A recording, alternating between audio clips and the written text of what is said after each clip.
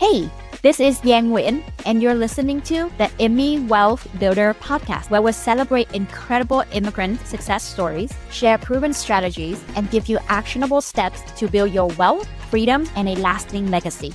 Let's go get it. If you think you gotta quit your 9 to 5 to start building wealth, you're gonna love this one. The truth is, you don't have to quit your job to play big. You just need the right plan and the right mindset. So today, I'm super excited to chat with Vince and have him share his story about how he went from zero to having 10 million of asset under management in 6 years while working full time. So with that, I'm going to pass over to Vince so that he can introduce himself, where he's from, and what he's doing in his W-2 and what he's doing in his wealth building journey. Hey, thank you so much for that really nice intro. I'm happy to be here and I hope I could be of value to the listeners today.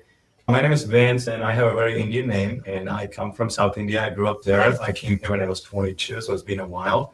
And I eventually settled in Southern California. So like anybody else from Asia, we came here, engineering degree, have a full-time job, tried to capitalize on that and get successful in the career. But over a period of 5 to 6 years, I tried to do different things with patents and stuff like that. But I eventually figured out we really don't own the IP and it's actually owned by the company. And, there's no rest of the walls or anything regarding building wealth. So I figured out early in life that it's not quite there, but it is really good cash flow because, you do make decent amounts of money while working a full-time job. So I eventually started looking for things and I came across Rich Dad Poor Dad like everybody else. And then I completely changed my line of thinking because I used to have a lot of ego around like, oh, look, I'm such a smart engineer. I have all these patents and I'm so this and that. And then, eventually I figured out I'm a moron and, don't have anything going on other than just like having a job, right? So then I started on the journey of trying to find how else can people create wealth. Then eventually settled on real estate and that's where I am. Wow. So I think a lot of audience can relate to your story, that high paying job, engineer, and you start reading Rich Dad Poor Dad. So then that got you started with real estate? Yes. Do you still have your full-time W-2 or are you full now in real estate? No, I'm full-time. I just actually took half day to come do the podcast. Oh my God, I feel so honored. Thank you. Tell us a little bit about how do you even balance that in the first place? So what is it now that you can do to build wealth, and real estate seems like it fits the bill? How do you even start from there? Yeah, I always thought that, real estate is for like rich people who have lots of like tons of money and then, you just buy and then do that. And then I thought eventually maybe I'll be able to just own a home, where I can live in. I never really had like these grandiose ideas about my life. It's almost delusional. Like, no, I'm not going to stay here. I'm just going to move to the US and live in Hollywood and do all these crazy stuff. I'll be in the newspapers, guys, you don't understand. And people just thought like I was insane, which was true. But, eventually I started doing those things because I don't want to settle for like mediocrity kind of stuff, right? So that's how I got into that space. You're asking, how did I move along? Was because while I'm working the job, I'm always thinking like, this is not it for me because this is not as exciting, even though it is kind of cool, get to see lights and stuff. It's not very grandiose for me. I need more. I get bored fast. So I started reading like all the books available in 2018. And then I started. I read, I think, like 100 books a year. And then by the 6th month, I was like, I'm ready to buy a triplex. And I got into buying a triplex. A lot of people out there, as you're starting, right, there's a lot of resources available, books, YouTube, a lot of those that you can learn. But the most important piece, once you learn, is taking action. So tell us about that action-taking piece. You said you bought a triplex. Yeah. So I have a business partner. His name is Drew. And we had like 20 grand each saved up. And so we put in like 40, 50 grand into this place. We bought it for 265. And then, we had all the problems in the world on it. Like all 3 tenants didn't pay rent. The 3rd tenant sued us. It was just like insane. Like people resended checks. They're stealing power. They're selling drugs. All of those things that will make you quit and not continue with this. We did think about quitting. Like every month we'll have a meeting and be like, this just seems like a lot, man. Like, I don't think this is connect for us. But, we just kept going and I just didn't want to quit. We eventually did a full cycle deal and we held it for 4 years. We sold it for 465. We made a couple $100 grand on it. Nice. 1030 with that money. And, that was in Bakersfield. So that's where I started. great lesson learned, right? I think a lot of people think, oh, like, yeah, I learned a lot. And now that I learned a lot, everything is just going to be smooth and rosy. I think the learning doesn't quite start fully until you take the action and you start getting into buying and owning asset. And that's when there's a lot of things that you can't learn through books or YouTube. My first property was a lot of crying and a lot of Googling and like, should I just stop doing this? Like, why did I do this to myself? Asking as we go along. But I'm glad that you had a partner at that point because I think that really keep you going. So you learn a lot from that about what not to do, about what to do. And you mentioned that you sold that, 2 years later? 4 years. 4 years later. 4 years. And then make a chunk of cash from there and 1031 into something larger, I'm guessing. Actually, not really. I bought it for 265, sold it for 465, and then I had a couple $100,000 and I moved it to a duplex in Inland Empire, which was about 600K. Nothing super crazy, but yeah. Okay. Slightly, I guess it was more than twice the size because I bought it for 250, right? Yeah, that's true. Yeah, I did go bigger. Love it. Okay. So at that point, you are still working full time. How do you kind of create that time to now investing, balancing both a W-2 and investing on the side, looking for deals, managing these deals, putting all these things together? Yeah, so I still do have a full-time job. And the way to do it is I actually have really good team members working in the company. Andrew and I are partners, so he does a lot of the management. And Ginny actually runs all of the Airbnbs and MTRs in my company right now. Nice. So she's kind of taken over the operations aspect of it. And then I'm kind of like more of a high level kind of guy. I am more involved in management recently because we got a lot going on, but I will be stepping back so that the team can handle it and I can just focus on other things. But yeah, the only way to do that is by having a team. And, I give away people equity in my company. I only own 30% of my portfolio. I love it. Yeah, my sister owns 20%. Hey, that is a great way for you to scale and grow. And I think that's a great point that I want to emphasize for the audience. If you're working full time, right, and you want to build wealth, 30% of a bigger pie is much better than 100% of nothing. So you definitely want to make sure that if you feel like you're working a full-time job, it is high demand. I always think about these three things as you grow wealth: the people, the skill, and the money. Figure out what it is that you have, figure out what it is that you don't have, and then find people to plug in the area that you don't have. So I love that you share, you have partners who know what they do and what they take care of. Connect the dots for us a little bit. You shared your first project was the Triplex.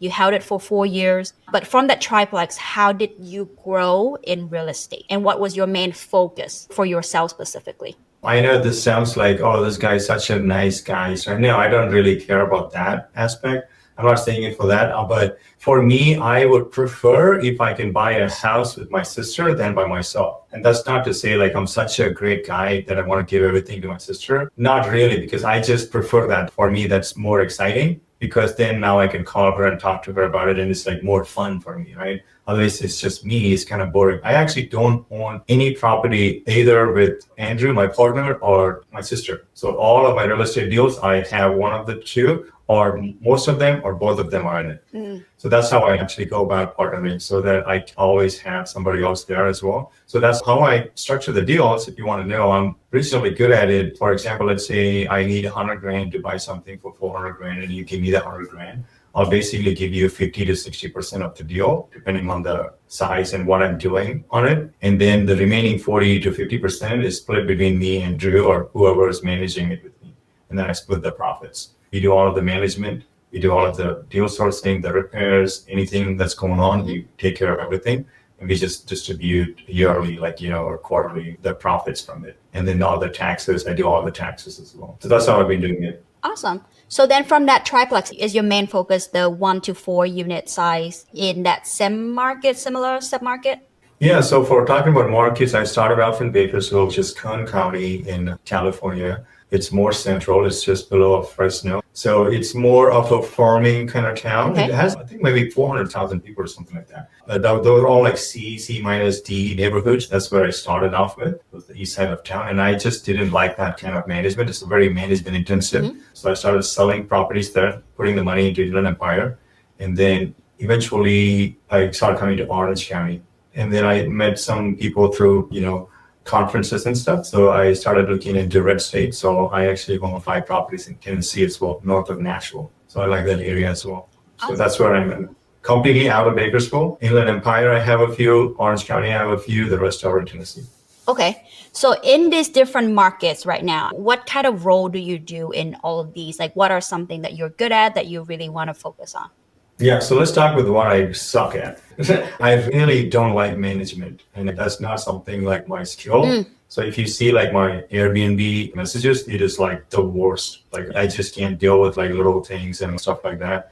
I had a guy, he left us a 1-star because he said the only views that we had was an orange tree. And then team response, people usually like, well, I'm sorry, that you had a really bad stay, or, we'll do better next time. My response to his review was, we did have a lot of other places in Newport Beach, we just couldn't afford it. And that was it. And that's the public response. Now, every time somebody sees the thing, they're going to see this guy more, But I can't just be like, oh, sorry, I can't do that. I'm like very like factual. So customer service is not your strong suit. It's not my suit. Especially if you just like kind of scam me and get like money out of me and stuff. I'm like very aggressive. It's not good. I'll ask you to leave, like, or I'll show up. Oh my God, I love it.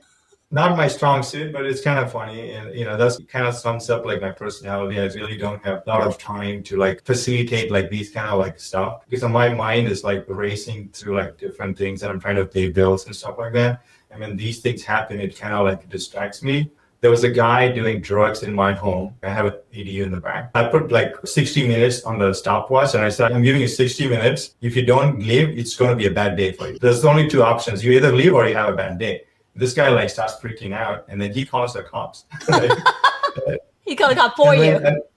And then I said, let me get this straight. So you're on drugs, probably illegal, and from the way you're talking, you're totally high, and I have pictures of evidence of drugs, and you call the cops on yourself? He thought about it, and he was like, oh, no.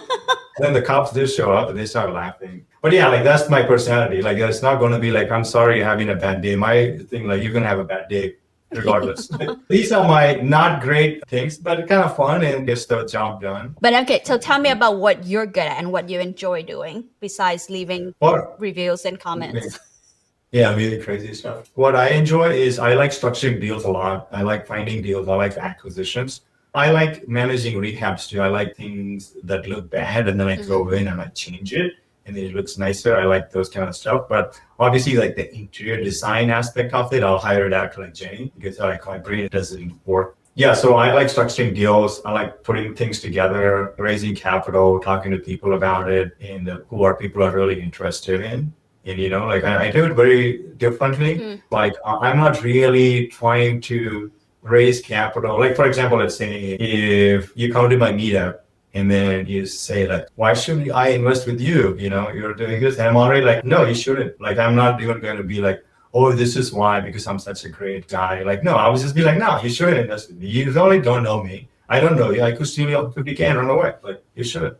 And they're like, what? What's going on? I'm like, because I don't really care. I'm not trying to do stuff to like raise another 50K, because I don't have to do another deal. I don't care. I could just call my sister. Yeah. Right? I could just do like 1 deal every year. Like I don't have to do 3 deals, right? Yeah. So that's not my focus. Because my personality and my behavior is like that, people tend to trust me and give me money eventually. My focus is how to make my business successful and try to help the people who are already in with me. Yeah. I'm not the person to convince you that you should invest in real estate. I will be like, no, you should be homeless. I love it. I think that's such a great approach to capital raising, or even just getting other people to partner, right? You have a W-2, and maybe now you have a lot of income also from your other assets, right? But it's really a true approach that, hey, this is an opportunity. If you want to invest in it, this is a great fit for you, great, go ahead. If it's not, no big deal. As for people listening, this is not like a flex. I'm saying like, check me out. Like, I don't need your money. It's not for that. I'm telling you, if you're trying to raise capital, you shouldn't try to convince people to do that, because then it just becomes like a falling game. It's very difficult to do that. You should just move along to people who already find you are valuable, and they will end up partnering with you because they see your value. So for me, it's like, if you don't see the value, like I'm not here to try to convince you to do that. Like, Yeah. you should do that by yourself. You should already know. You already know I have 100 podcast episodes and I've been on, different things, or I know a couple of things. But if you don't, then you should just research that and find somebody else who's more successful than me. Then maybe you should partner with them, right? That's how you should run the business from my point of view. I love that. I know you invest specifically in the US. Do you invest in other countries outside the US? We do have assets in India. We have land in like a small hotel or something. It's not like super crazy. And we have the house we grew up in and stuff like that. But the thing, what people don't understand is the currency exchange and the value of the US dollar compared to other currencies, right? So people think that, the dollar is money. It's really not. It's currency and it changes, right? Because it devalues itself. But you compare it to other countries' dollars, it always holds up better than the other currency. So when we bought stuff in India, 20 years ago, let's say we bought it for 100,000 Indian rupees, right? And it's now worth 250,000 rupees. We're like, bro, that's pretty sick, right? Well, it is if you lived in India, but we live in the US, right? So when we sent it money, you were getting about 40 rupees for $1. Right now it's close to 90. So even though it like doubled in India, when you bring it back, you're not really getting anything more. It's the same. You're just getting the same amount of the dollar, right? So then it's like, okay, you didn't make anything for the long periods of time. So when you compare all of these different things, it makes it very complicated to invest outside the US. So unless you like really know about certain currencies or buying countries where they have US as the denominator, that's different. So definitely take into account the currency exchange, about how the currency fluctuate between wherever you intend to invest out of US versus how the US dollars would behave. That's a very interesting point. I want to circle a little bit back about your partnership and about you working with other people. Tell us about how you approach. Like, how do you find people in your team? How do you decide on that partnership, and how do you kind of structure it? Yeah, okay, so I'll give you a controversial response to this, right? Which you would think like, why is this controversial? This should be the normal one. So the most controversial thing is you never invest with family and friends. I've heard this everywhere, right? I'm already like, you guys are idiots. Like, if you can't bring a deal to your mom and your mom doesn't want to be in the deal with you, that means you suck. They're like, don't invest with your family. I'm like, why? Like, I want to invest everything with my sister. Right? This house I'm sitting in, my sister owns half of this house because she helped me with the down payment and signed on the loan because I couldn't qualify at that point for like $1 million home, right? So I'm like, hey, signing on the loan and giving money, here's half the house. Like, that's a pretty good deal.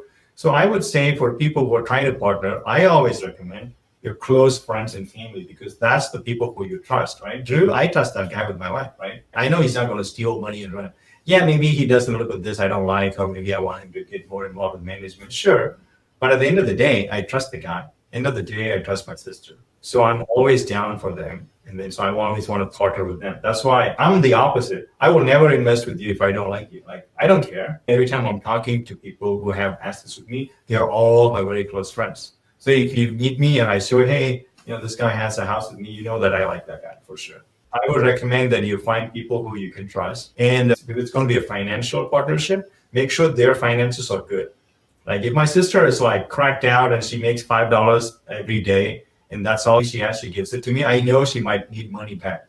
But my sister is not like that. She definitely does not need like $5 from me. She probably give me money, right? So then I know she's a good person for my deal because if something's going on in her life, she's not going to call me and be like, can you sell 3 houses? Because we need the money, right? So those people I can't partner with. So I'm looking for that financially. But if you're going to help me on my team actively, then I'm looking for skills. Are you good at management? Or are you going to tell people you should be rich to rent my Airbnb like me? Like that's not something you want to have.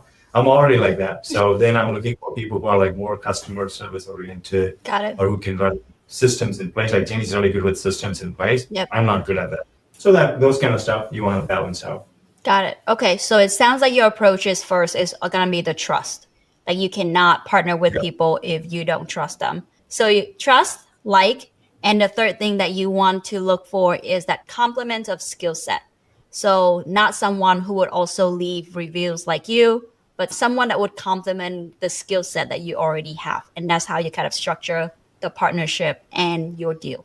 Yeah, if you're looking for active business partner, Mm-hmm. then you want to look into the complementing stuff, right? But if not, if you just want to have like a financial partner, then you don't really need that. As long as the personalities match, then it's good. If you want to sum it up in like one word, I would say find partners who have the same mindset as you. It's very hard to teach mindset. Like the most common thing I get is like, why can't you do crypto or do like stocks or like, are you sure real estate is the best asset class?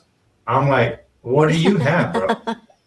I'm like, you have nothing. You're just talking to me about like, it doesn't make any sense, right? So, those people don't have the same mindset. Yeah. So then that's not going to work for me. So I just be like, nah, it's cool. Love it. So now you still have a full-time job, you have a team, you're growing in real estate. What are some of that goals you have for your wealth building journey, I guess? Like going forward, you mean? Yeah, going forward. Yeah, right now I would say, just this year I put too much on my plate. So I'm like stepping back a little bit in terms of just the management side because that's not my thing that I like. So I want to just step back on that. However, for like broader goals, like I'm still trying to expand. We are selling some assets in India, so that money will be coming to me. And then I need to find a home for all that capital to invest. Because my dad is in his 70s. I like my dad to like travel the world, and he likes to travel and eat like cool food and do all that stuff. And he doesn't really have any cash flow, but he's like very asset rich. He's worth like $500,000 US. He's just like not doing anything. He's just like hoarding on to it like a freaking immigrant and just trying to die and give it to me, right? Yeah. I don't really care about him passing on all that money to me. I would rather invest it now and try to get cash flow. So he just has like thinked out next 10 years. So my goal is to expand my family's net worth. I have 2 nieces, and so I want to build something for my sister's kids. So that's the goal of mine. So that's that they have something when they grow up. I love that. Well, you said a lot. That's what I'm experiencing with my parents too.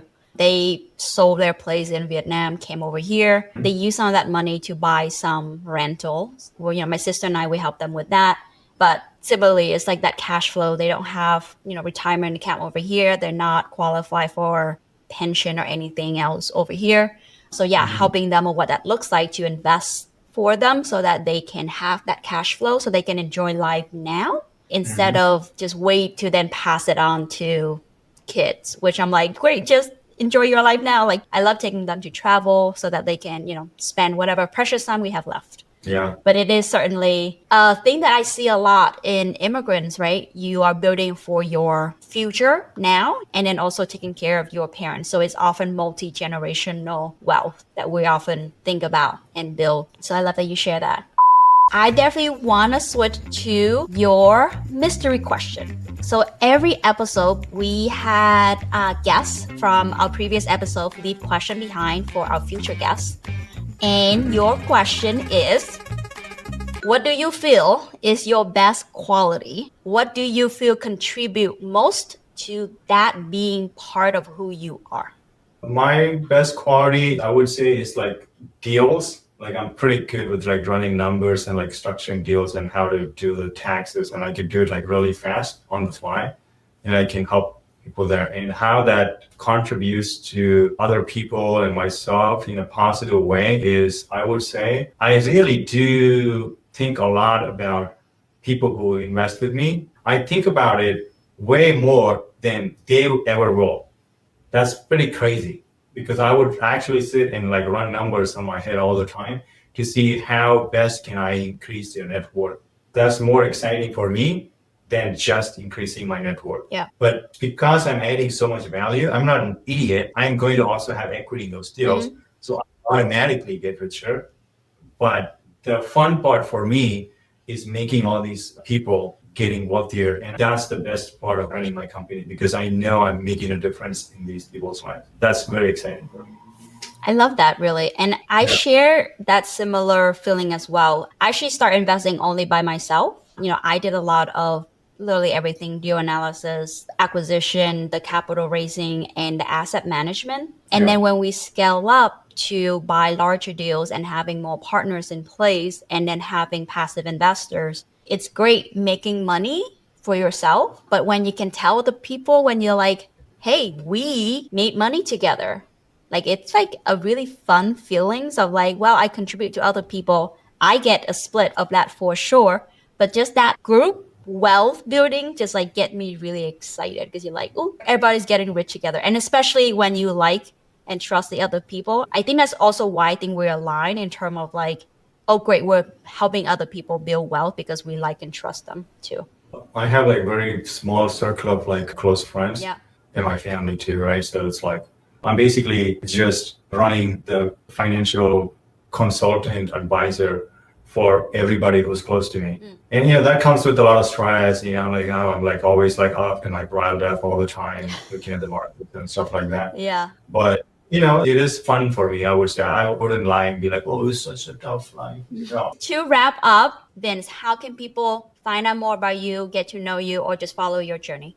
Yeah, so the way to get a hold easiest would be Instagram, which is just vince.capital. And then my podcast, a lot of my podcast stuff goes to Anvi Invest. It's ANVI Okay. Invest, one word. Awesome. Great. We'll link all that in the show notes. Thank you so much for being here. Thank you so much for sharing with us your journey and sharing with us all the funny stories in your real estate investing journey. I'm sure there are a lot more. So I can't wait to have follow-up episodes and hear more about what you do. Thank you everyone for listening. Yeah, thank you so much. Bye. Bye, thank you.